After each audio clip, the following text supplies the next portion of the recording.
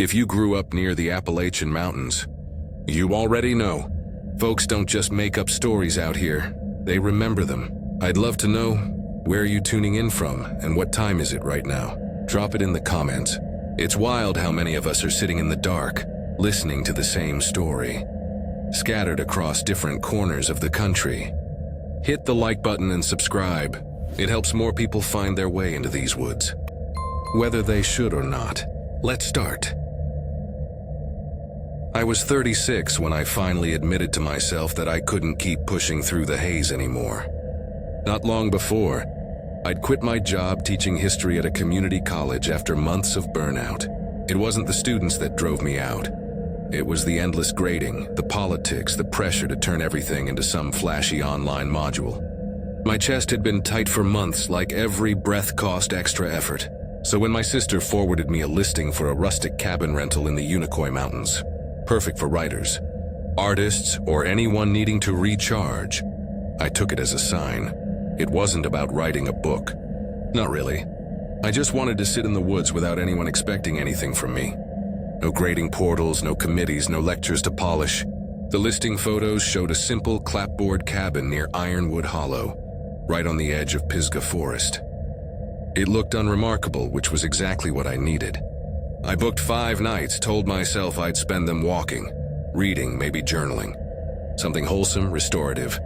The drive out was more complicated than I'd expected. Highway signs dwindled into crooked wooden markers, and pavement gave way to roads patched with gravel. By the time I turned onto what the host optimistically called a driveway, my tires were crunching along an old Forest Service road barely wider than my car. My GPS kept rerouting like it couldn't agree on which way was forward. Service bars blinked, then vanished. At some point I laughed under my breath. Wasn't disconnection the whole reason I came? Still, my knuckles were stiff on the steering wheel. When the cabin finally appeared through the trees, I almost stopped the car just to stare. It looked older than in the photos, with walls faded silver gray and a roof that sagged unevenly over the porch. A rusting lantern hung from a bent nail by the door, as if no one had touched it in years. For a second I thought of turning around, but then I remembered the hours of driving behind me, and the refund I'd never see. Besides, the place had a strange familiarity, like the hunting shack my grandfather used to drag me to when I was a kid. That memory softened the knot in my stomach. The host had said the key would be tucked into a tobacco tin under the porch steps. I found it easily enough, lid gritty with dirt. Inside, the cabin smelled faintly of damp wood and stale air, like a basement no one had opened in years. The interior was simple. A narrow bed under a low ceiling beam, a squat wood stove, a crooked shelf holding battered novels and field guides. On the kitchen counter sat a binder labeled in thick marker, "House Notes." Expecting the usual tips about the water pump or firewood, I opened it. Instead, 3 lines stared back at me, written in a blocky hand: "Latch all shutters at night. Never whistle after dark. If you hear your name, do not answer." I let out a nervous laugh. It read like something from a campfire blog. Probably a joke, I thought, meant to spook outsiders who'd never set foot in the mountains. I closed the binder and shoved it aside. The first day passed quietly. I made tea, sat on the porch, and watched sunlight drain out of the trees until the sky turned violet, and the woods filled with that soft, expectant silence you don't hear in cities. No cars, no voices, not even a distant plane. It felt luxurious at first, but by the time I went inside, the hush had grown so deep it pressed against my ears.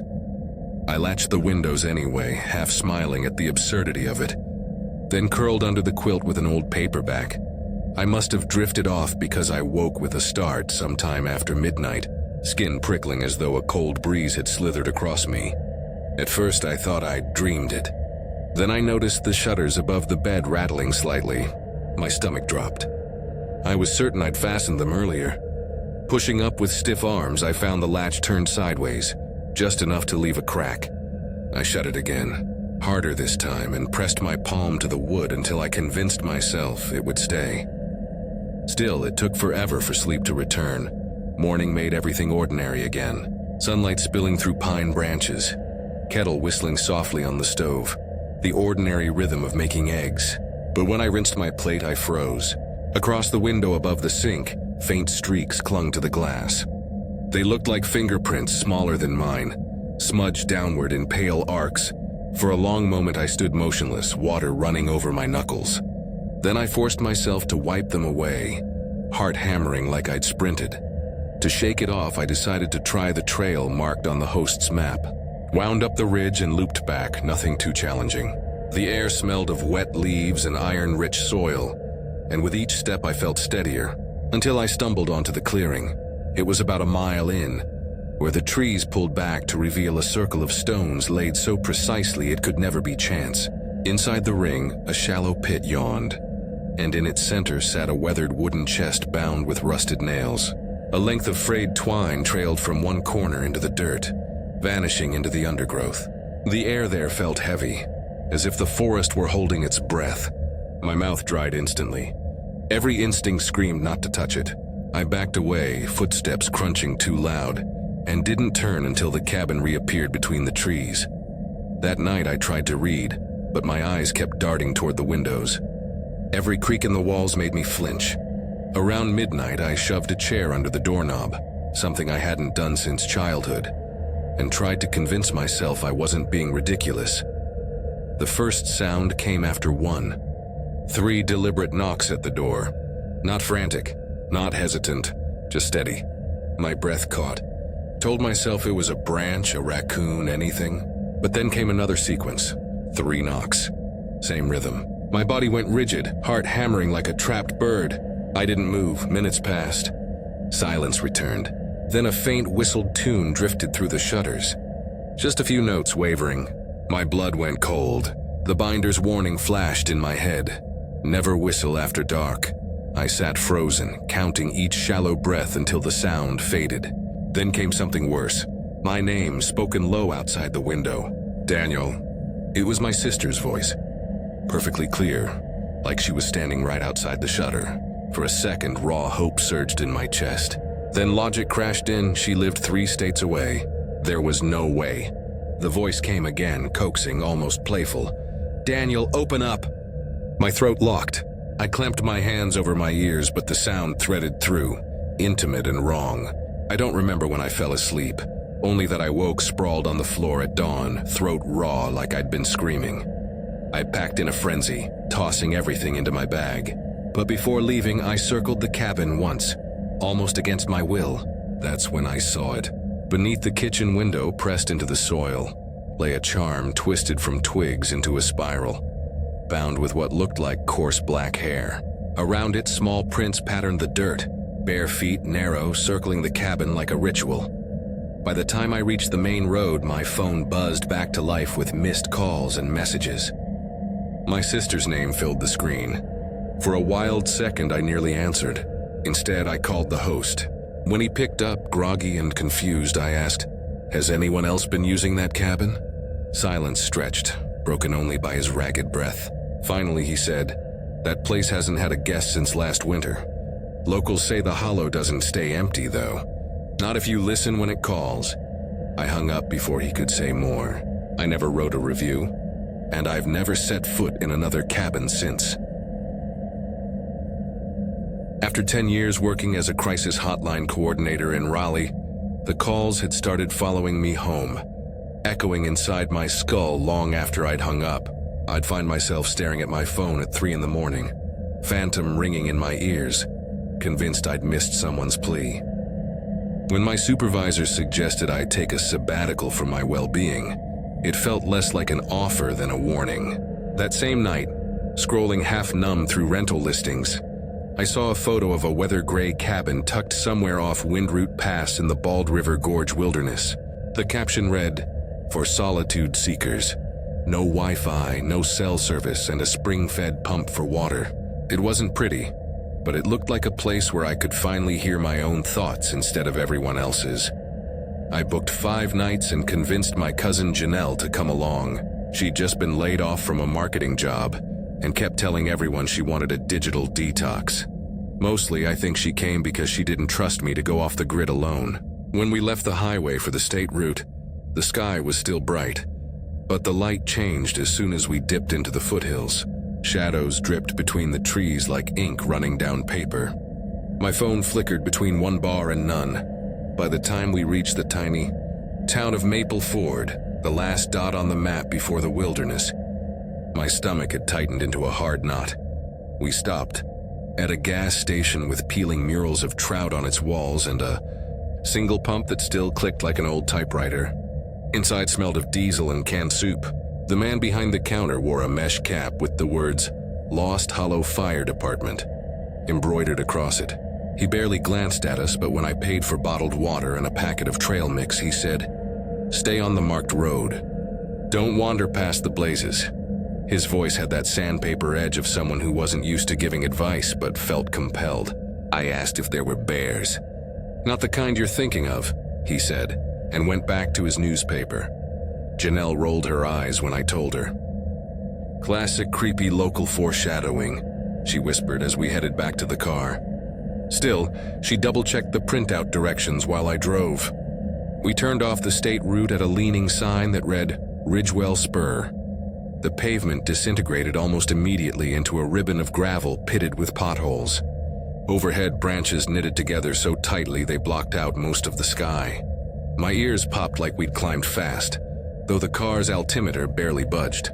After 6 miles of twisting, the road dead-ended at a clearing choked with weeds. In the center sat the cabin. It looked less like a vacation rental, and more like something abandoned after a failed mining boom. Clappered walls faded to silver, a tin roof speckled with rust, a porch sagging under the weight of a single rocking chair, whose seat was split down the middle. A warped horseshoe hung above the door, nailed upside down so the luck spilled out. Janelle whistled low. "Rustic charm, huh?" she muttered. But she followed me up the steps anyway. Inside smelled faintly metallic, like water from an old pipe. The kitchen had a pump sink, enamel chipped to reveal dark iron beneath, and cabinets painted a pale green rubbed almost to wood. In the sitting room, a bookshelf leaned against the wall, stuffed with paperbacks whose spines had curled like dried leaves. On the mantel over a blackened hearth sat a binder labeled Cabin Guide in blocky marker. Expecting instructions about the stove, I opened it. 3 lines stared back at me, latch shutters before dusk. No lights in the back room after midnight. If the piper calls, do not answer.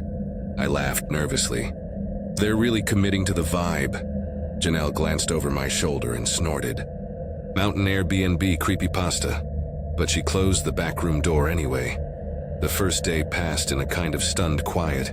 We boiled noodles on the camp stove we'd brought, drank tea on the porch, and tried to convince ourselves that the silence was restorative, not oppressive. The forest rose so close to the windows it felt like the cabin was being slowly absorbed. By nightfall, the woods had gone pitch black. No stars, no glow from distant towns. It was the kind of darkness that felt like a weight pressing down. We latched the shutters out of half-joking superstition, wished each other good night, and retreated upstairs to the narrow bedrooms tucked under the slanted roof. Sometime past midnight, I woke to a faint piping sound, not like a phone alert or a kettle whistle, more like a single-note flute, wavering, far away but moving slowly closer. My body went rigid. I told myself it was just a bird call, maybe some nocturnal warbler. But the sound threaded through the shutters, stopped directly beneath my window, and then ceased. The silence afterward was so complete it roared in my ears. I lay there counting my breaths until exhaustion dragged me under. Morning sunlight slanted through a gap in the shutters. Downstairs, Janelle was making coffee on the camp stove. "Did you hear something last night?" I asked. She raised an eyebrow. "You mean the pipe noise?" My skin prickled. "I thought I dreamed that," I said. She shrugged, but her hand trembled slightly as she poured coffee. On the window above the sink, faint streaks smudged the glass, narrow prints too small for either of us, sliding downward as though something had leaned in to look. To break the tension, we decided to hike the marked trail the host had mapped on a yellowing sheet tucked behind the binder. It looped around the ridge and returned near a spring. The air smelled of moss and cold iron. For a while, the exercise calmed us. Then we reached a clearing where the undergrowth had been flattened into a perfect circle.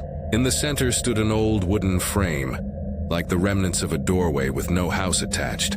lashed together with black twine. Hanging from its top beam were dozens of little reed pipes bound with hair or animal sinew, swaying though there was no breeze. Janelle took one look and muttered, "Nope," turning back the way we'd come. I lingered a moment, heart hammering, the faintest high note quivering in my skull though the pipes themselves were silent. Then I followed. That night the cabin felt smaller, walls closer. We played cards until neither of us could pretend to be relaxed, then went upstairs. I lay awake staring at the low ceiling until I heard it again. The piping, this time a 2-note pattern climbing the scale. Janelle whispered my name from the other room, voice thin. "It's at the back door." I climbed out of bed and crept to the window. Through a crack in the shutter, I glimpsed something pale between the trees. Tall and jointed wrong, head cocked as though listening. A single reed pipe dangled from its long fingers. When it lifted the pipe to where a mouth should be, the sound stopped. My breath caught so hard my ribs ached. I backed from the window, heart racing. Downstairs, something rattled, maybe the latch. Then the front door creaked once, like weight pressing against it. Janelle's door slammed. I wanted to run, but the warning in the binder echoed, "Do not answer." I sank to the floor and pressed my palms over my ears. The piping began again, directly under the floorboards this time. A low, slow tune. My vision blurred at the edges. I don't remember lying down, but woke at dawn, curled on the rug. We didn't talk about it while packing. We just shoved clothes into bags, left dishes in the sink. Outside, the air felt syrupy, hard to move through. The car engine sputtered twice before catching. Janelle stared at the tree line, lips moving like she was counting. As we backed down the rutted road, the piping faded but didn't vanish like wind threading through a canyon. In the rearview mirror, I saw the wooden frame standing in the clearing we hadn't passed on the way in. Pipes now swaying violently, though the air was still. When we reached Maple Ford, my phone sprang back to life with a cascade of messages. One was a voicemail from an unfamiliar number. I played it on speaker. A faint high note hissed through the speaker, then my own voice recorded from God knows when, whispering, "If the piper calls, do not answer." Janelle slapped the phone from my hand, face white. We drove the rest of the way in silence. I never reported the cabin, never left a review. 2 weeks later, the listing vanished from the rental site. Sometimes I think about the warning in the binder, about the gas station man saying not the kind of bears you're thinking of. The index card Janelle found stuffed in her coat pocket afterward. 3 words in the same cramped hand. Sits on my desk now. He knows you. Some nights, when the city goes quiet, I swear I hear a faint piping under the window. A tune that waits for me to breathe in before it starts again. I was 34 when I booked the cabin, though if you'd asked me at the time, I would have sworn I felt 20 years older. Burnout ages you in strange ways, like it hollows out your bones and leaves you brittle. I'd spent the past 5 years grinding through casework as a juvenile counselor in Richmond, listening to the same cycles repeat.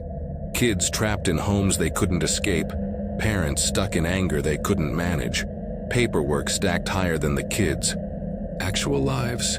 I told myself I was making a difference, but somewhere along the line I realized I hadn't had a single thought that wasn't about someone else's crisis in months.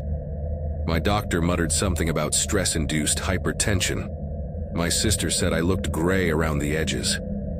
That was enough. I didn't need a spa or a beach or a wellness retreat. I needed quiet somewhere no one could find me. I found the listing late one night while scrolling through rural rentals. Remote ridge cabin, nestled in the Appalachian Mountains. The pictures looked modest. Cedar siding, a crooked chimney, and a porch overlooking a valley that spread out in soft green folds. It looked like a place where time had slowed and gotten comfortable being ignored. That was all I wanted. A week of nobody needing me. The drive wound longer than I expected. After Hayesville, the roads thinned into patched asphalt clinging to cliff sides, then to gravel crunching beneath my tires, then finally to a dirt track barely wider than the car. Pines crowded close enough to scrape the paint if I veered too far. My cell signal blinked out completely 10 minutes before I reached the clearing. That silence should have been freeing. Instead, it sat heavy on my chest. The cabin itself leaned, slightly, as if the mountain had tried to shrug it off. Its cedar walls were weather-bleached to silver. The porch sagged in the middle. A rusted horseshoe was nailed upside down over the doorframe, its luck long since poured out. The key was exactly where the host said it would be, tucked under a stone carved with a sunburst. I lifted it, feeling the cool grit of lichen against my palm, and unlocked the door. A stale breath of air rolled out. Dust, damp wood, and something faintly metallic, like the smell of old nails. Inside, the furniture looked pieced together from a dozen yard sales. A sofa with cracked vinyl cushions, a table that rocked no matter which leg you pressed, a bookshelf bowed under the weight of faded paperbacks and field guides. On the kitchen counter lay a spiral-bound notebook labeled House Rules in bold marker. I flipped it open, expecting instructions for the stove or the water pump. Instead, I found 3 sentences written in cramped handwriting. Do not touch the bundles in the root cellar. Bare the windows after dusk. If you hear the whistler, stay silent. My laugh sounded too loud in the empty room. Local flavor, I told myself. A backwoods joke to keep city renters on edge. Still, when I glanced at the trapdoor in the kitchen floor, its iron handle ringed with dark stains, I felt a prickle crawl along my arms. I spent the first day convincing myself it was exactly what I needed. I boiled ramen on my camp stove, sat on the porch, and tried to enjoy the stillness. The forest stretched unbroken in every direction, the ridge casting long shadows that swallowed the valley. But as the sun sank, the silence grew too deep. It was the kind of quiet that made your own heartbeat sound intrusive. By habit, I moved through the cabin and slid the iron latches across each window. I hesitated at the cellar trapdoor, then shoved a chair over it for good measure. Sometime after midnight, I woke to a faint sound. A slow, high whistle threading through the air. Not a bird, not wind. It rose and fell in a pattern, almost like someone practicing a tune. My skin went cold. I pressed my face into the pillow and forced myself to lie still. After a few minutes, it faded, leaving the silence even heavier. Morning looked ordinary again. Sunlight slanted across the porch, birds chattered in the branches, and the forest seemed harmless. But when I went to the kitchen for coffee, the chair I'd pushed over the trapdoor was standing upright, neatly tucked against the table. My breath caught. I hadn't moved it. I told myself it didn't matter. I laced up my boots and decided to hike the trail the host had drawn on the map. The air smelled of pine sap and wet stone, sharp enough to sting. The trail climbed along a ridge, looping past a stand of hemlocks. That's where I found it. A clearing where the soil had been scraped bare, and in the center stood a ring of tightly wound reed bundles, tied with coarse black hair. They were stacked carefully, like offerings or warnings. My throat dried. Every instinct screamed not to touch them. I backed out of the clearing, forcing my feet to move slowly, not to run. By the time I reached the cabin again, sweat had soaked through my shirt despite the cool air. That night, I barred the windows twice, checking each latch with shaking fingers. I lay in bed staring at the low ceiling beams until exhaustion dragged me under. Sometime past 2, the whistling started again. Softer this time, just outside the wall. A single wavering note, stretched long, then broken. My hands trembled against the blanket. Then between the notes I heard my name, whispered low, drawn out through the whistle. I froze. My sister's voice. Clear as day. She lived 3 states away. There was no possible way. The whistle resumed, rising to a shrill peak, then cut off. Silence rushed in like water through a burst dam. I couldn't move. I must have blacked out from exhaustion because the next thing I knew, gray dawn was seeping through the shutters. I packed in a frenzy, shoving clothes into my duffel, not caring if I left food behind. But before I could drag my bag to the door, something caught my eye. The trapdoor was cracked open, just a finger's width. From the darkness below rose the faint scent of reeds and damp earth. I slammed it shut, shoved the chair back over it, and bolted outside. The car engine coughed twice before turning over. As I backed down the dirt track, I kept my eyes fixed on the mirror. In the rear glass, I saw the bundles from the clearing stacked neatly on the porch steps. Each one turned outward like eyes watching me leave. At the first gas station, I stood shaking as I filled the tank. My phone buzzed weakly back to life. A single text blinked on the screen. From an unknown number. "You moved the bundles. You should have stayed quiet." I deleted it without opening the thread. But even now, weeks later, when the city around me goes still in the middle of the night, I sometimes catch a faint high whistle threading through the dark. And when it pauses, I swear I hear my own name waiting just beyond the glass. I drove into the Blue Ridge backcountry, thinking a cabin in the woods might steady me after everything came unglued. For most of the year, I'd been drifting between gigs, bouncing from one short-term teaching contract to another, never quite landing anywhere that felt like mine. Then the breakup with Casey hollowed me out in a way I hadn't expected. It wasn't just the silence in my apartment that hurt. It was the sense that nothing in my life had a solid edge anymore. When I saw the listing late one night, secluded ridge cabin, Pisgah Highlands, the photos looked grainy but promising. Dark wood walls, a porch leaning out over a steep slope, and enough trees pressing in that the rest of the world might as well not exist. The drive stretched longer than I'd anticipated. Past Asheville, the highway dwindled into back roads stitched together with faded county signs. By the time I reached the turnoff for Cragview Spur, dusk had already bled into the trees. The gravel road twisted upward, pitted with ruts, so narrow I kept expecting to find another car coming straight at me. There were no mailboxes, no houses, just woods thick enough to swallow the light whole. When the cabin finally appeared in my headlights, it felt more like stumbling onto an abandoned homestead than a rental. The cedar siding was bleached gray, shingles curled like dried leaves, and the porch sagged beneath its own weight. A single horseshoe hung crooked above the door. I killed the engine and sat there for a minute, staring. The silence pressed in, too heavy to feel natural. The key was exactly where the owner's email said it would be, tucked in an old jar by the steps. Inside, the air smelled faintly of dust and damp stone, like a cellar that hadn't seen daylight in years. The furnishings looked functional but mismatched. A table with one leg braced by a block of wood, a sofa whose cushions had sunken into deep hollows, a crooked bookshelf stuffed with worn paperbacks and yellowing trail maps. On the counter sat a binder labeled simply "Cabin Notes." I flipped it open, expecting instructions for the stove or warnings about the pump freezing. Instead, 3 sentences stared back at me in blocky handwriting. Bolt the shutters before nightfall. Do not walk beyond the split oak on the trail. If you hear whistling, do not answer. My first instinct was to laugh, but the sound came out dry, too loud against the silence.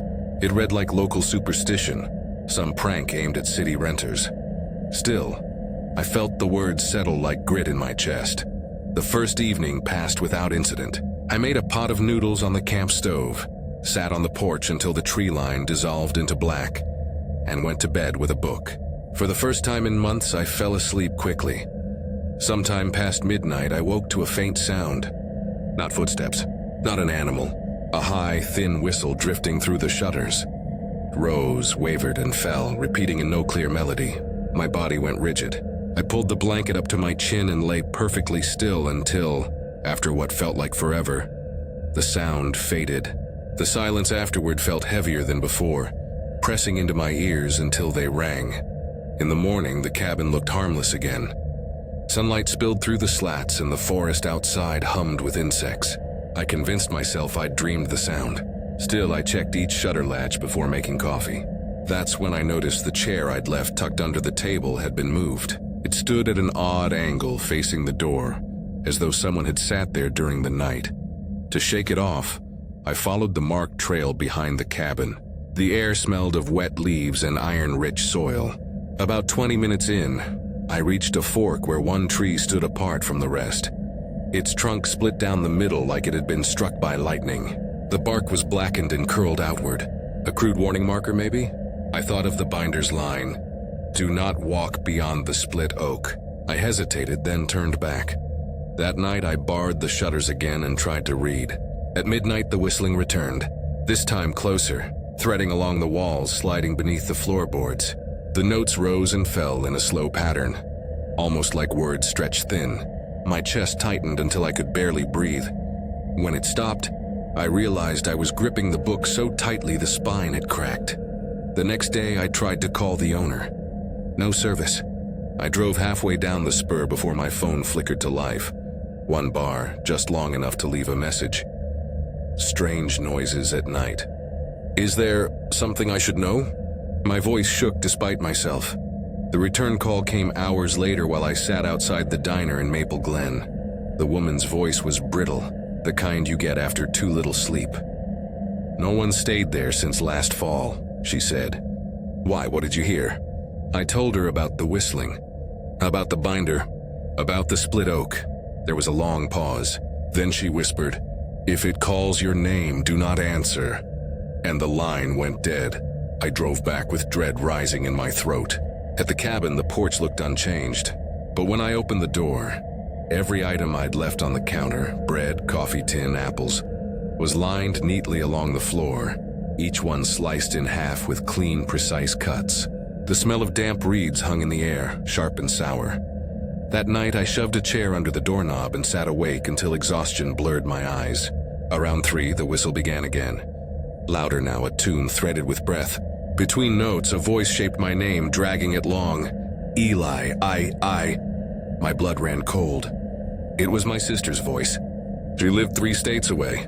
I pressed my hands over my ears. The voice threaded through anyway, coaxing, almost playful. "Eli, come outside."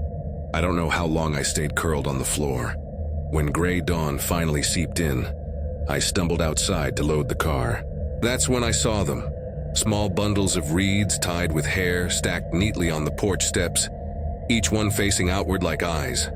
The drive down the spur felt endless. At the first gas station, I stood shaking as I filled the tank. My phone buzzed with a new message. "Unknown number. 7 words you shouldn't have listened. Now it knows." I deleted it without opening the thread. 2 weeks later, the listing vanished from the rental site. The owner never returned another call. I haven't stepped foot in the mountains since. But some nights when the city falls quiet enough, I hear it again. A thin, rising whistle threading through the dark, pausing just long enough for me to hear my name waiting at the edge of silence. Most of last year, I felt like a ghost who had been assigned the wrong body. My name is Caleb Anders, 33, an urban paramedic who'd been running the same emergency routes through Charlotte for nearly a decade. It had gotten to the point where the wail of sirens felt like a lullaby, and the smell of antiseptic clung to my clothes even after I'd showered. I'd work 12-hour nights, drag myself home in a fog, and then sit in front of my apartment window, staring at the city's neon reflection until sunrise. Weeks slid past without edges. When the department approved a rare long weekend for me, I promised myself I would go somewhere completely unconnected to work. No ringing phones, no flashing lights, no one to pull me back. The mountains had always been an abstract comfort from a distance, and in one of those sleepless dawns I typed Appalachian cabins into a search bar like a half-hearted prayer. The listing that popped up wasn't the kind of curated escape bloggers write about. It was called Maple Hollow Refuge, tucked on the far western ridges of the Blue Ridge near a town whose name I couldn't pronounce, Shadewell. The photos were grainy and crooked, showing a cabin that looked more like an old ranger station than a retreat, a stone chimney with ivy crawling over it, warped shutters, and a dirt track that vanished into trees so dense they looked black. The host, someone named Elsie McBride, wrote 2 lines in her profile. "My family built Maple Hollow with our own hands. The mountain keeps its own time." For some reason, that line reached me. I booked 3 nights before I could talk myself out of it. I drove up on a Thursday afternoon in early October. The highways were busy at first, but the closer I got to the border, the emptier everything became. I turned off the main road at a sign painted with peeling letters, "Shadwell 9 miles," and entered a world of switchbacks and narrow passes. The canopy swallowed the sky so completely that my windshield reflected only a ceiling of leaves. My phone signal died between one curve and the next. By the time I realized it, there was nothing but that spinning circle where my bars should have been. It struck me then how dependent I'd become on the quiet reassurance of connectivity. I kept glancing at the screen as if my impatience might coax a bar back to life. The driveway to the cabin wasn't even marked, just a sagging wooden post with a strip of faded red cloth knotted around it. Gravel crackled under my tires until the track ended at a leaning split-rail fence. The cabin squatted on a rise beyond, its porch sagging to one side like a tilted jaw. The screen door rattled in the breeze and a crow perched on the chimney, wings hunched like a folded coat. A handwritten note was pinned to the front door with a rusty nail. "Welcome, Caleb. Keys on the hook by the hearth. Lock up at night. The hollow sometimes wanders." That last line made me smile at first, like a quirky mountain saying. Later I would remember it differently. Inside, the air smelled of old cedar and something faintly sweet, like dried apples. Dust motes hung in the beams of light slanting through narrow windows. But the counters were wiped clean, and the bed was made with fresh sheets tucked so tightly the corners looked like origami. It was enough. That first night I boiled a tin of soup and ate it on the porch, while dusk settled into a violet haze over the tree line. The silence pressed against me in a way I hadn't expected. In the city, even at 2 a.m., there are murmurs. Traffic hums, air conditioners buzz. Someone coughs down the hall. Here, nothing. The quiet was so complete I started hearing my own pulse in my ears. I turned in early, telling myself the mountain air would knock me out. But sometime after midnight I woke with a jolt, my heart hammering. The room was dark, but my mind was straining toward a sound. A faint tread of footsteps crossing the porch, slow and deliberate, like someone walking barefoot.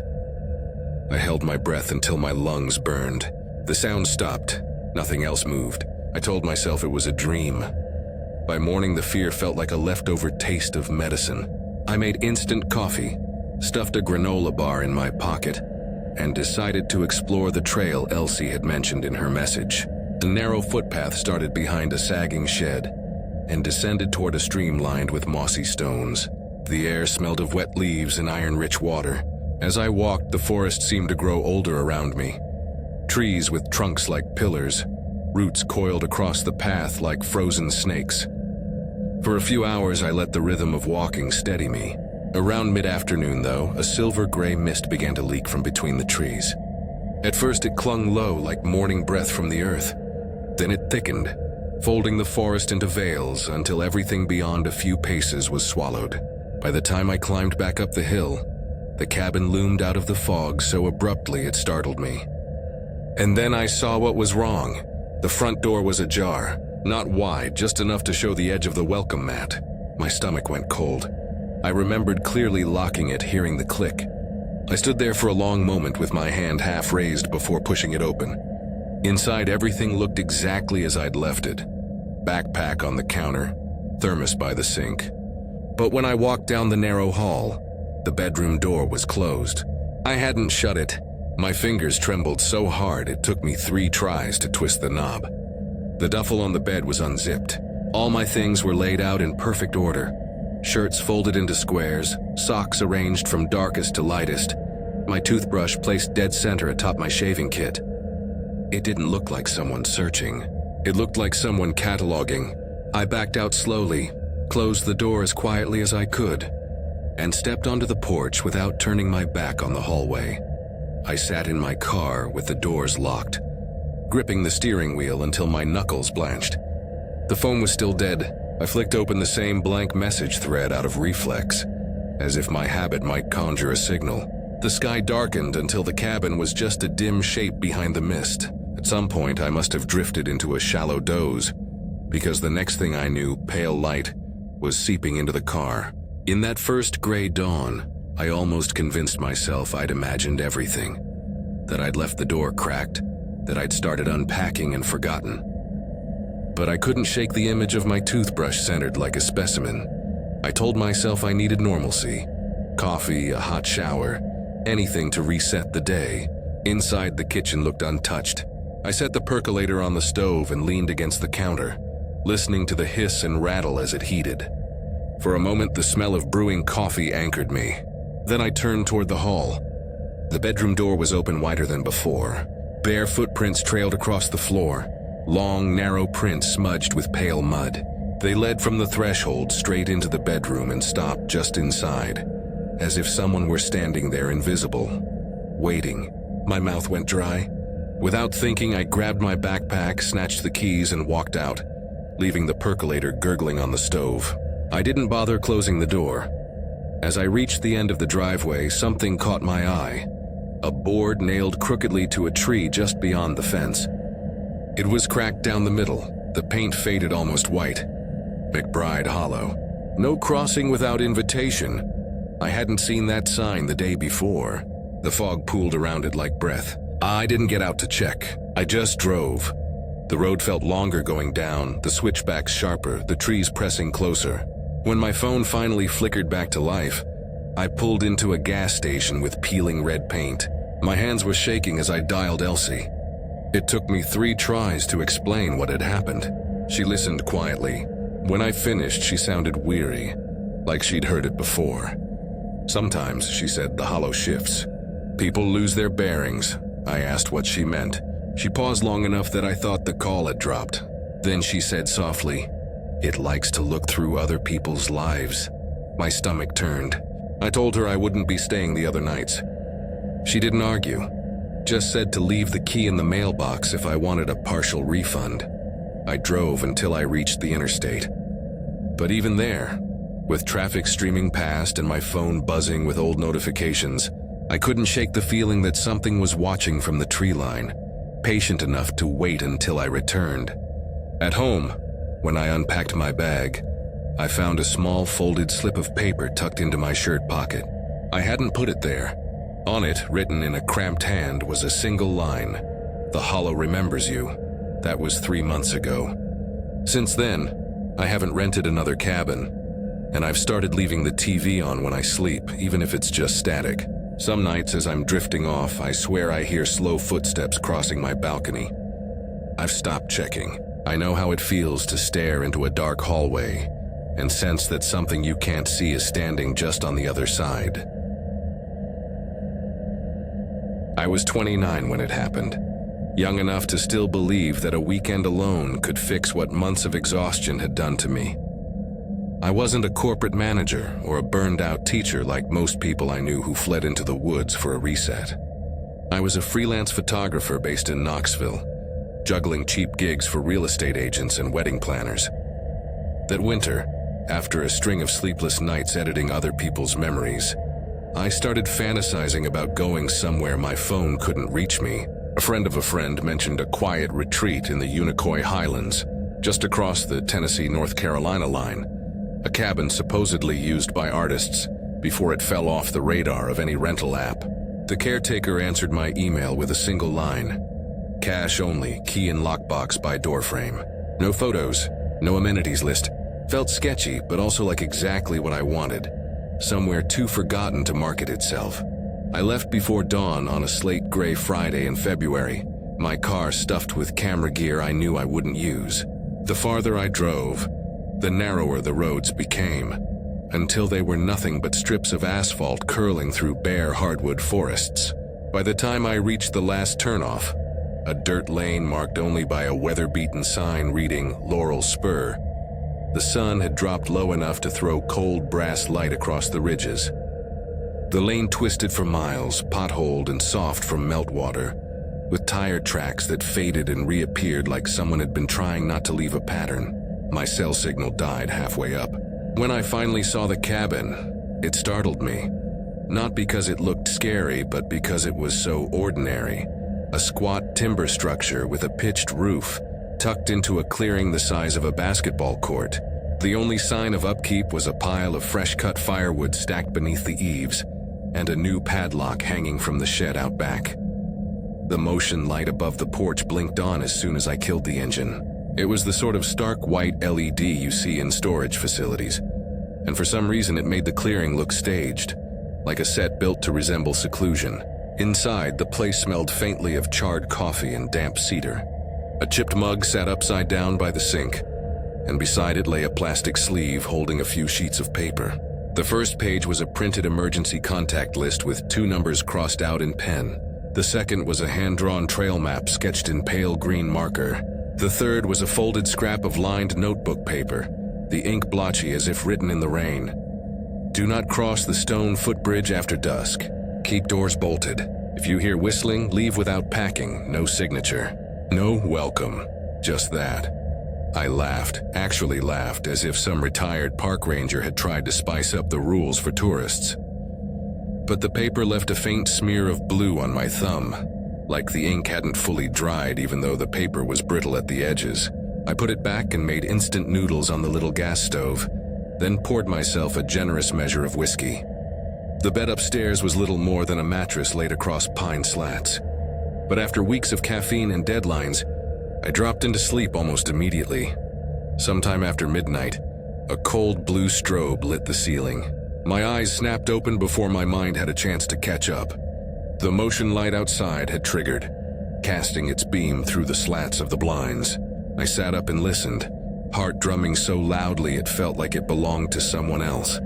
No footsteps on the porch, no animal scrabble, just a pause too heavy to be nothing. After a minute, the light went dark again. Morning brought brittle sun and frost feathering the window panes. I went out back with my camera, telling myself I'd photograph the landscape to justify the trip.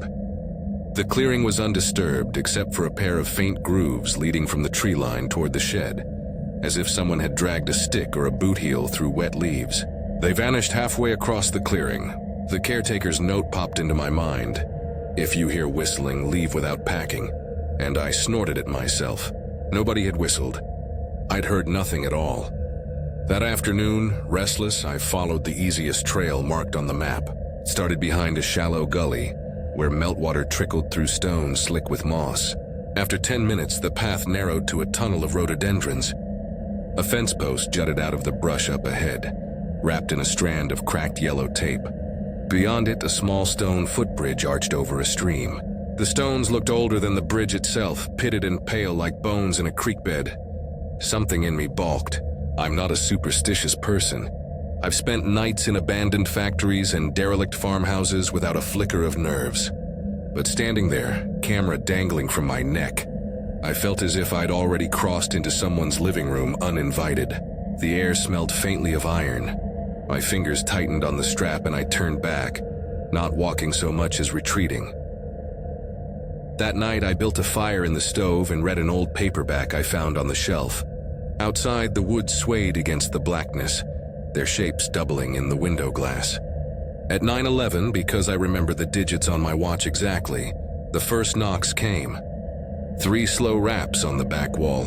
Not the door, the wall. I froze, the book sliding off my lap. Another 3 raps unhurried, like someone knocking out a rhythm they'd practiced. I moved to the window over the sink. The motion light stayed dark. I told myself it had to be a branch, a woodpecker, anything. But when I flicked on the porch light and stepped out far enough to scan the clearing, nothing stirred. No wind, no prints. Just the stone footbridge glinting faintly beyond the trees as if it held its own pale light. The second night brought a new detail. Around 2 a.m., while the fire guttered low, the motion light snapped on and stayed on. The clearing glowed white but showed nothing. I sat on the edge of the bed clutching my phone, though there was no signal. After 40 minutes, the light cut off abruptly, plunging everything into dark so thick my eyes watered. By the third day, a leaden pressure filled my chest. I checked the locks compulsively, sometimes forgetting I'd just checked them seconds before. Late afternoon while making coffee, I noticed the curtain over the loft window had been drawn halfway shut. I hadn't touched it. My scalp prickled in a way no breeze could explain. I reached for my phone, thinking I'd at least record a voice memo. But the screen read, searching. No service in a loop. I left the lamp burning when I went to bed that night. Around 1:47, the whistling started. Not a tune exactly. More like air pushed through teeth, rising and falling. It came from the direction of the gully. I lay rigid under the thin quilt, every muscle locked. The sound drifted closer but never quite reached the cabin. When it stopped, the motion light blinked on again, a pulse of white that made the loft window glow. I didn't move until dawn began bleeding around the blinds. That was all I needed. My hands shook as I stuffed my gear into my duffel. The air felt syrupy, slow, like my body lagged half a second behind every motion. I carried my things out to the car. When I reached for my phone to check the time, my jacket pocket was empty. I rifled the duffel, the seat cushions, the kitchen counter. Nothing. My stomach dropped hollow and cold. I stepped onto the porch, scanning the ground as though the phone might have slipped free when I was hauling my bag. That's when I saw it. The phone lay propped against the porch railing, screen tilted up like a gift. The gallery app was open. A single photo filled the screen. Me, in the loft bed, eyes open, one arm across my chest. Taken through the window, no flash. I didn't touch it. I backed inside, shut the door without bolting it, and walked straight to the car. My fingers trembled so hard I had to brace my wrist to turn the key. The drive down felt endless, each switchback curve revealing only another blind corner. Twice I thought I glimpsed a figure at the edge of the road. A pale silhouette, head cocked as if listening, but each time it vanished before I reached the spot. I didn't stop until a gas station flickered into view on the state highway outside. Irwin? I sat in the car gripping the wheel with both hands, convinced that if I released it, something would reach through the window and finish whatever had begun up there. The phone was still on the porch when I left. I never emailed the caretaker, never asked about the note or the bridge or the whistling. But sometimes when my insomnia creeps back and I'm alone editing at 3 a.m., I hear a faint rise and fall of breathy air through teeth, like someone trying to remember a tune just out of reach. And every time I pack my bag for a job now, I double-check the windows. Not to make sure they're locked, to make sure nothing is looking in. I was 34 when it happened, an age where you're supposed to have figured out how to balance work and self-preservation, but I hadn't. I was a social worker in Asheville who spent my days driving from house to house, filling out forms and trying not to take other people's despair home with me. When my supervisor suggested mandatory restorative leave, I laughed. But the next week my hands were trembling so badly I couldn't hold my pen straight. That's when an old classmate sent me a link to a private listing she'd seen on a regional message board. A weathered cabin on the edge of the Cherokee National Forest, offered for cash only. No questions asked. The ad claimed it was an artist's retreat. No Wi-Fi, no cell towers, no modern intrusions. I stared at the post for an hour before emailing the caretaker. The reply came back within minutes. Key under stone frogged by steps. Leave cash inside before departure. That was it. No contract. No photos except 3 grainy shots. One of a crooked porch with a green bench. One of a fire ring with scattered stones. One of a footpath disappearing into laurel thickets. I left on a Friday at dawn, stuffing a duffel with more notebooks than clothes. The first 100 miles on the interstate felt routine. Then the GPS lost its bearings, and the last hour became a blur of unmarked switchbacks and fog. Every few miles I'd pass a handmade sign nailed to a tree. Pumpkins or live bait, or just a family name carved so deep the wood bled gray. By the time I turned onto the final gravel spur, my cell service was long gone. The lane was rutted and glistening with meltwater, lined with trees that leaned over like spectators. The air smelled of damp earth and iron. The cabin stood in a hollow where 2 ridges dipped toward each other, smaller and darker than I expected. Hand-hewn logs, a sagging roofline, and a narrow deck with a single chair. A motion light flicked on when I opened my car door, but the bulb was weak and bluish, casting everything in a queasy glow. For a moment I sat with my hand on the ignition, heart drumming against my ribs as if it already knew something I didn't. Inside, the place was colder than outdoors. The stovepipe rattled when I set my bag down. On the counter sat a ceramic bowl filled with keys that didn't look like they matched any modern lock, and beside it lay a thick guest book. Beneath the book was a folded sheet of lined paper, edges torn as though ripped from a spiral. Welcome, please sign the book. Landline works for local calls. Do not go beyond the split rail fence after dark. If you hear whistling, leave immediately. No name, no smiley face. Just those words. I signed the book with my initials, mostly to prove to myself I was real, and glanced through the earlier pages. Every entry was written in the same graceful hand, spanning years but never changing. Date after date followed by thank you for the quiet. It was just what I needed. No names, no variations. My scalp prickled, but I shrugged it off. Maybe the caretaker recopied comments. Maybe it was some quaint tradition. That first night I made instant soup on the gas burner and tried to read. The silence felt not like absence but like pressure, as if something outside was holding its breath. Even the bugs were silent. I fell asleep around 11, the lamp still burning. I woke at 2 a.m. to the crunch of footsteps on the porch. Heavy, deliberate. Boards creaked one by one. My pulse thundered. I slid out of bed, reached for my phone, then remembered there was no signal. I snapped off the lamp and the cabin went dark. Through the slats of the blind, I saw only the faint glow of the dying motion light. Nothing moved. Yet I could feel someone there, close enough that my skin rose in goose flesh. After a minute, the sound stopped. The quiet after was worse than the footsteps. Morning brought brittle sunshine. When I stepped outside, dew glazed the porch boards. There, plain as day, were footprints, not boot prints. Bare feet, adult-sized, circling the cabin and trailing off toward the woods. I stared until they blurred, then fumbled for my camera. The lens fogged in the cold. I spent the rest of the day away from the cabin. A red-blazed trail began near the property line, threading through laurels and boulders. I told myself a walk would calm me. 20 minutes in, the blazes stopped without warning. The path narrowed to little more than a crease in the leaves. Every direction looked identical. Straight trunks, gray sky, dead leaves. My chest cinched tight. The air had a metallic tang, like pennies on my tongue. Behind me came a faint sound, a long, low whistle rising and falling. Not a tune, but breath forced through teeth. I spun around. Nothing but trees. My hands shook so hard the water bottle in my pack crinkled. Step by step, I retraced my way back until at last the cabin appeared through the branches. I nearly sagged to my knees with relief. That evening, I wedged a chair under the door handle and left every light blazing. Sometime after midnight, a scraping began at the knob. Wood against metal, slow, testing. The chair vibrated under the pressure. Then silence. I lay rigid until dawn leaked across the windows. On the porch railing sat a line of objects that hadn't been there before.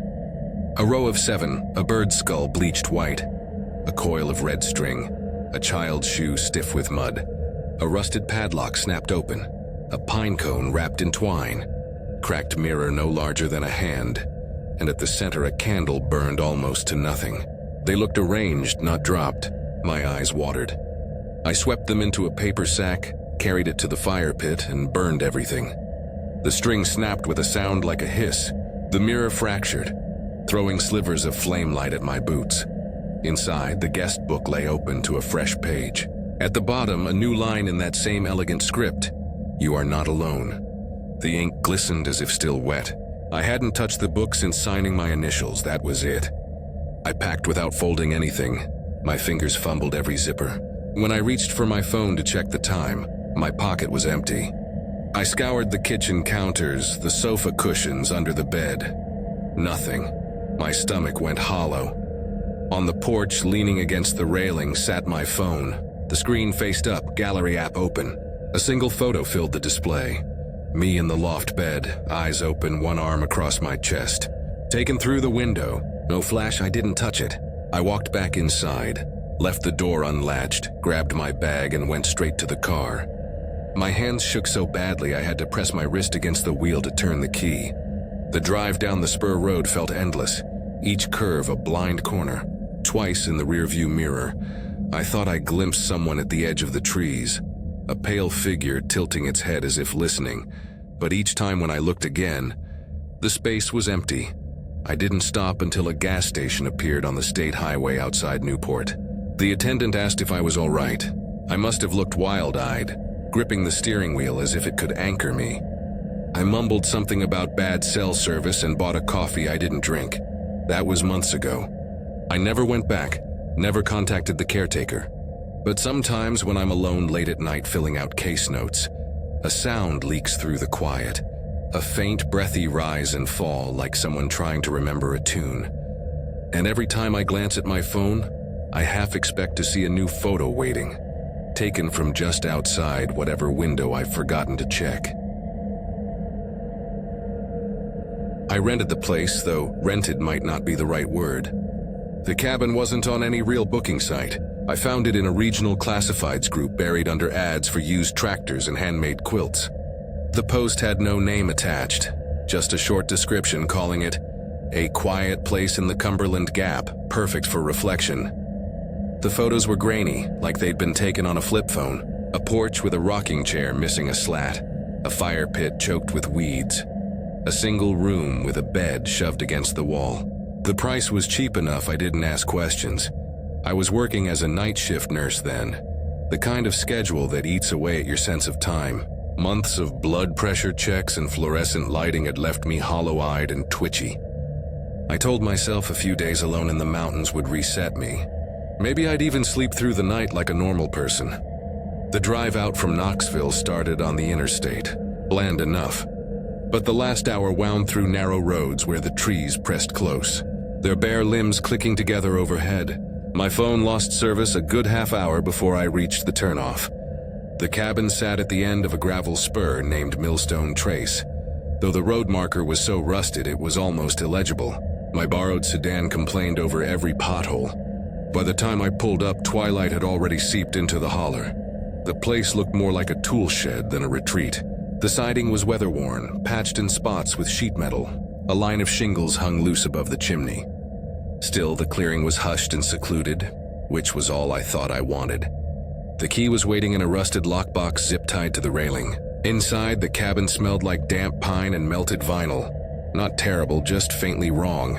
The main room barely fit a couch sagging in the middle, a square table with mismatched chairs, and a fireplace with imitation logs. A handwritten note on the counter listed how to work the heater and where to put trash bags.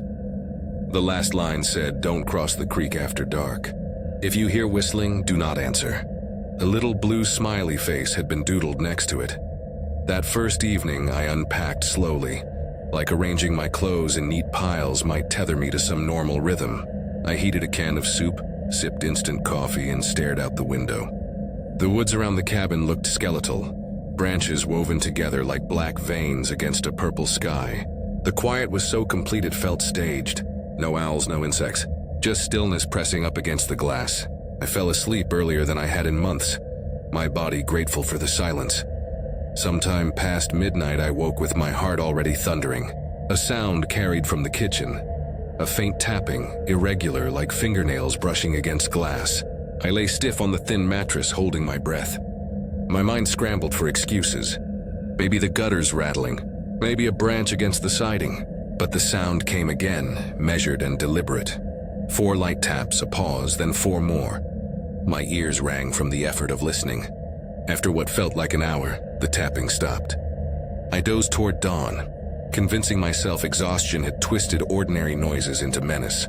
The morning sunlight didn't make me feel any better. The kitchen window was smudged with 4 pale marks spaced like the tips of long fingers. I pressed my hand up to compare. Whoever had left them had hands longer than mine, the prints curving inward as if leaning into the glass. My chest tightened. I scrubbed them away with a dish towel that smelled faintly of lemon cleaner, then tried not to think about it. That afternoon, I walked a short trail that started behind the cabin. It followed the ridgeline before dipping toward a shallow creek. Red paint blazed on a few trees marked the way. After 20 minutes, the blazes stopped abruptly, as though whoever marked the path had lost interest. I stood still, listening.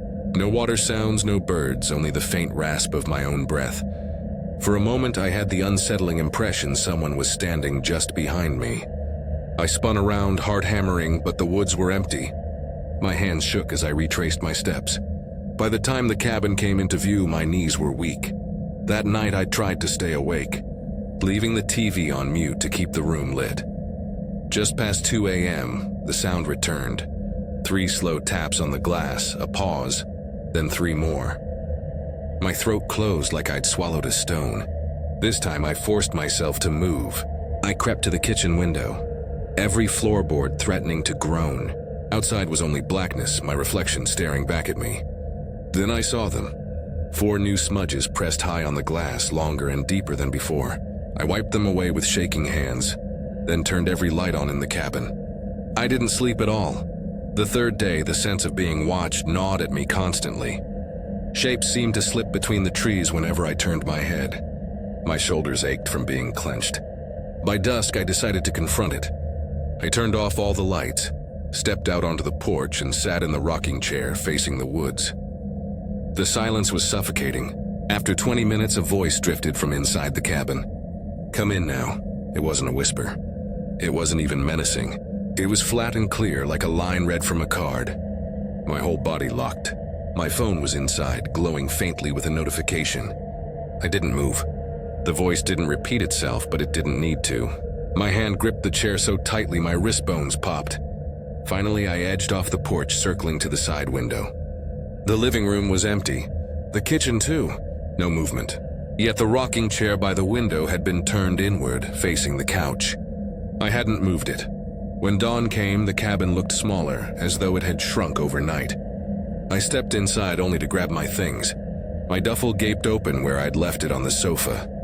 But the contents were folded with impossible neatness, each shirt stacked like pressed laundry. My stomach lurched. I shoved everything inside haphazardly, zipped it, and hauled it out. My phone wasn't on the table anymore. Panic surged hot in my throat. On the porch railing, angled toward the steps, sat the phone with the gallery app open. A single photo filled the screen. Me, lying in bed with eyes open, staring blankly at the ceiling. Taken from outside the window, I didn't touch it. I walked straight to the car, keys clattering in my shaking hand. The gravel road seemed to stretch endlessly, each bend revealing another blind curve. Twice I thought I glimpsed someone pale standing at the tree line, head cocked as if listening. But when I blinked, the space was empty. I didn't stop until I reached a diner on the edge of town, where cell signal returned. I sat in the parking lot gripping the wheel, afraid that if I let go, something would catch me. I never contacted the owner. I never asked for a refund. But some nights, when exhaustion settles over me and I close my eyes, I hear faint tapping against the window. 4 taps, a pause, 4 more.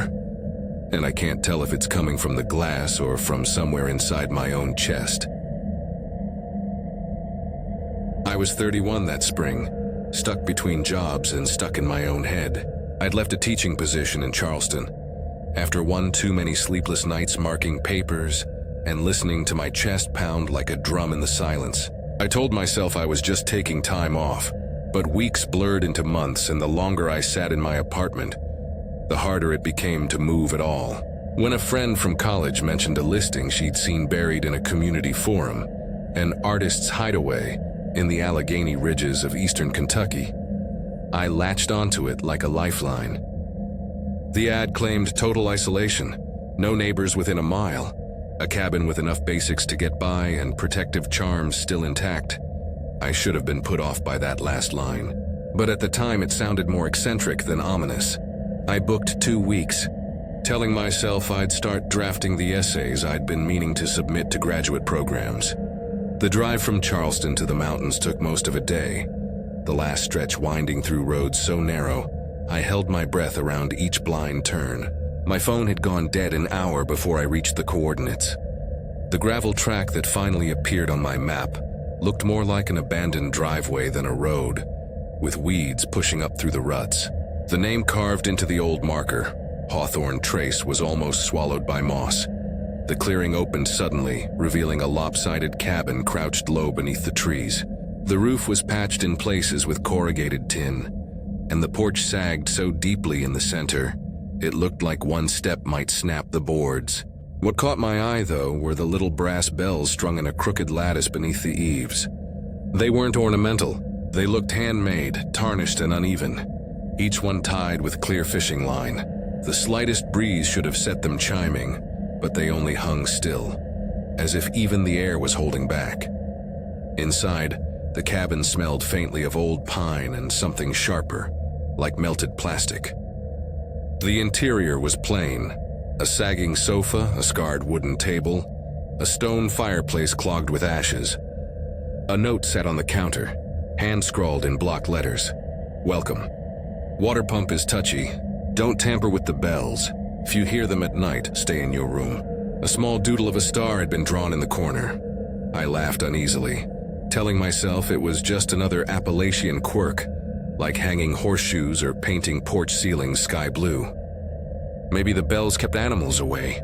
Maybe they were just decoration that had picked up folklore over time. But when I touched one gently with my fingertip, it swung once silently, as if it had been emptied of its voice. The first evening passed in dull quiet. I cooked ramen on the stove, arranged my notebooks in neat stacks, and stared out the window at the skeletal trees. The silence was different than what I'd hoped for. It wasn't restful. It was heavy, the kind of quiet that made the sound of my own breath feel too loud. I went to bed early, phone clutched in one hand even though I had no service. At some hour past midnight, I woke abruptly, heart already racing. A metallic clicking carried faintly from the front of the cabin. It was delicate but insistent, like a spoon being tapped against glass in a measured rhythm. My first thought was that the pipes were settling, but the sound was too precise. When I crept to the bedroom door and cracked it open, I saw the outline of the hallway with the rows of bells swaying in unison. The fishing line creaked softly as if something had brushed straight through them, and yet, like before, they made no proper chime, only the faint, dry clicks of strings pulling tight. I stood frozen, hand on the doorknob, while the movement slowed and then stopped entirely. My chest hurt from holding my breath. I closed the door again, locked it, and sat rigid on the bed until the pale light of morning. In daylight, the bells hung inert, perfectly aligned. I tried to convince myself fatigue had warped my senses. I brewed coffee that tasted faintly metallic, opened my laptop, and tried to write. The cursor blinked back at me from a blank page. Every few minutes, my eyes slid toward the hallway, waiting for the smallest movement. By noon, I couldn't stand it anymore. I pulled on my boots and followed a narrow deer trail up the ridge behind the cabin. The climb was harder than it looked, the air thin and sharp in my lungs. Halfway up, I had to stop and press my palms to my knees. The silence pressed closer up there, so deep I could hear my pulse in my ears. When I finally reached an outcropping, I could see down into the clearing. The cabin looked almost quaint from above, like something out of a postcard. Then a shape slipped along the porch. My first thought was a bear, but it moved on two legs, hunched, with one arm braced against the siding. It moved with a slow, deliberate weight, dragging itself from one corner to the other before disappearing from view. My mouth went dry. I stood there until my legs ached, staring down, but nothing else stirred. When I returned, the cabin door was still locked. The porch looked undisturbed. Told myself I'd seen a hunter, maybe a trespasser. That night, I double-checked every window latch. I tried reading, but the words blurred. Near 3 a.m., the bells began again, this time harsher. The lines jerked, rattling against the beams, as if something was weaving violently back and forth, testing the lattice. The sound wasn't musical. It was dry, a rhythmic clicking, like insect mandibles snapping in the dark. I gripped a coffee mug until my knuckles whitened, listening to the creak and pull of invisible weight moving through the hall. Then as suddenly as it started, it stopped. Dawn revealed a new detail. One of the bells near the center was still rotating slowly, tightening its line. I stared until nausea rose in my throat. My papers lay scattered across the table, untouched. I stuffed my clothes into my bag without folding them. As I lifted it, something caught my eye. Bare footprints pressed into the dust across the porch boards, trailing from the front door down the steps. Each print longer than mine by a good inch. I nearly bolted then, but something tugged me back to the counter. The guest book, which I hadn't opened before, now lay ajar. Inside were pages of entries, all in the same looping hand. Thank you for the quiet. The bells kept us safe. We will not move them. The dates stretched back decades. At the bottom of the most recent page was a line written darker, as if the ink hadn't yet dried. Do not look outside when they stop. I slammed the book shut and grabbed my bag. On the porch, the air smelled faintly of iron. My phone, which I'd left charging on the sofa, now rested neatly on the railing. The screen was awake, the gallery app open. A single photo filled the screen. Me in bed, eyes open, staring blankly at the ceiling. Taken from outside the window, I didn't pick it up. I walked to the car, fingers trembling so badly I dropped my keys twice. The drive down the gravel spur seemed endless, each bend revealing only more blind curves. Twice I thought I glimpsed someone pale at the tree line, head tilted as though listening. By the time I reached the highway, my hands were locked so tightly around the wheel that my wrists throbbed. I checked into a motel that night without even asking the price. I told myself I'd forget it, that I wouldn't mention it to anyone. But sometimes late at night I hear it again. The dry, arrhythmic clicking of strings pulled taut, the sound of bells that never ring. And every time I close my eyes, I wonder if one will start turning slowly on its own, winding tighter and tighter, waiting for me to look.